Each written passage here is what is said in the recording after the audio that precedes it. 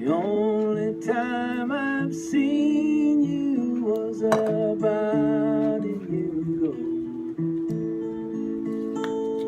I was afraid to hold you, but I wanted you to know. I touched your tiny perfect hand before I went uptown. I didn't pick you up because I'd have to put you down for reasons that don't make much sense, and you won't understand.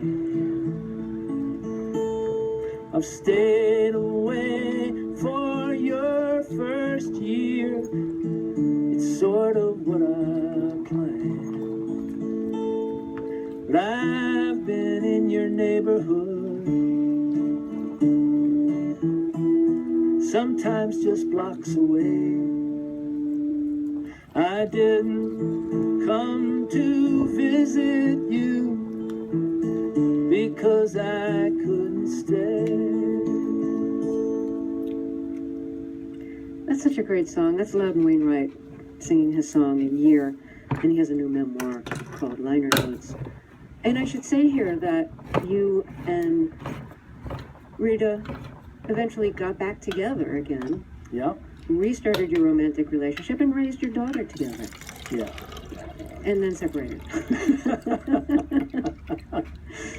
You know, there's this long history in blues and in pop music, in rock, songs about people who ramble or who don't want to be tied down. And especially in the 60s, there was a whole genre of songs like, I am a free spirit and nothing's gonna, you can't tie me down. I don't want to be with just one man, or I don't want to be with just one woman. And your life for years was kind of an echo of those songs, but you wrote about that kind of life in your songs in such a different way than all the other people who wrote about that. Yeah, I had a chaotic, rambling life. And it was interesting, and it was the life that I chose, but I didn't feel good about it. I mean, I didn't have a lot of bravado. It wasn't like for all the girls I ever loved or something. Exactly. It was, God, what am I doing, and why am I doing it? It's making them, everybody's unhappy, including me. But what an interesting topic, to me anyway, to write about all that stuff.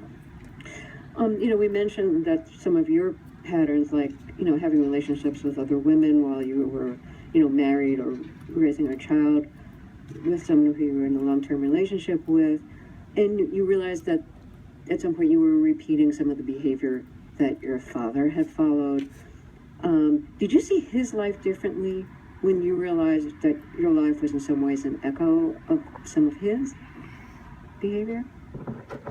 Well, it's funny, and one of the things I write about in the book is about this trip to Australia that we took. I think it was probably the two of us. I went to Australia for the first time in 1982, and they threw in an extra plane ticket. And so my father, who had always wanted to go to Australia, came with me, and he was a new father. I have a half-sister called Anna Faye Wainwright, and of course he had 4 kids, me and my siblings, from his other marriage.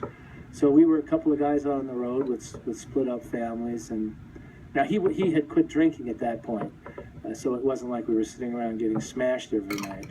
But there was a feeling again that we're a little bit like the same person, or there are a lot of similarities. And I mean, I don't know if that answers your question in any way, but does it? I guess part of my question is, when you re-examined his life through the lens of your adult life, yeah, did you have more sympathy for him, or were you equally angry at him and at yourself?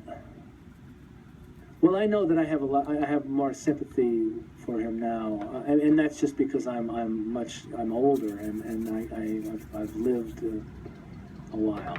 I don't feel like I'm angry at my father at all anymore. Mm-hmm. I can appreciate.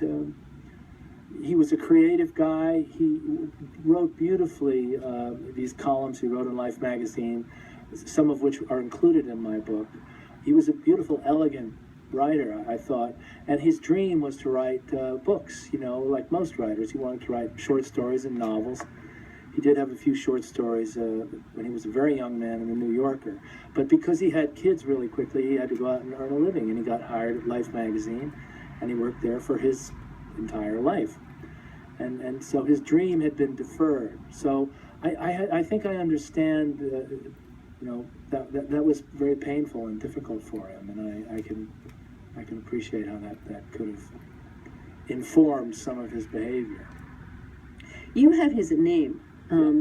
He was Loudon Wainwright Jr., you're Loudon Wainwright III, and my impression from your memoir is that you kind of resented having the same name as he did, because, I mean, you didn't want to be him. And here you were, just connected even by name, and just seeing your name on paper, people would have to ask, is that Loudon Wainwright, the magazine writer? Mm-hmm.